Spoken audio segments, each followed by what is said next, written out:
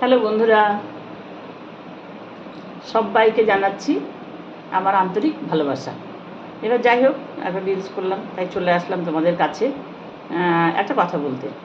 এবার যার পাপ তাকেই কিন্তু প্রায়শ্চিত্ত করতে হয়। সেই পাপের হয়তো আনন্দের সময়টা সবাই নেয়, কিন্তু যখন প্রায়শ্চিত্তের সময় তখন কিন্তু তাকেই করতে হয়।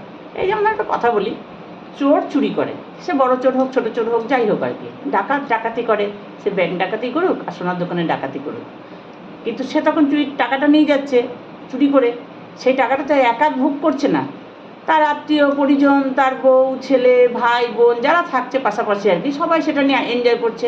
কেউ খেতে ভালোবাসছে, কেউ ড্রেস পরতে ভালোবাসছে, কেউ ঘুরতে যেতে ভালোবাসছে, বউ লিপস্টিক করতে ভালোবাসছে, তা যাই হোক সোনার গয়না পরতে ভালোবাসছে, সব কিছুই কিন্তু তারা এনজয় করছে। কিন্তু যখন পুলিশে ধরছে তখন ক্যালানিটা কে খাচ্ছে বলো তো? সে চোর বা ডাকাতে খাচ্ছে। তার পাপ তাকেই ভোগ করতে হচ্ছে। এই সময় কিন্তু কেউ ভাগ নিচ্ছে না, এই সময় কিন্তু তখন যার কষ্ট তাকেই ভোগ করতে হচ্ছে। তাহলে কেন ভাই আমার কষ্টের টাকাটা দিয়ে সবাই ভোগ করবে আর আমি মার খেয়ে মরবো, পুলিশের অত্যাচার সহ্য করব? এটা তাহলে ঠিক করা নয় কিন্তু। তার থেকে ভাই না করাই ভালো এইসব। এই জন্যই বললাম, যার পাপ তাকেই ভোগ করতে হয়, অন্য কেউ কিন্তু করবে না। আর কিছু বলবো না। গুড নাইট, সবাই ভালো থেকো, আসছি।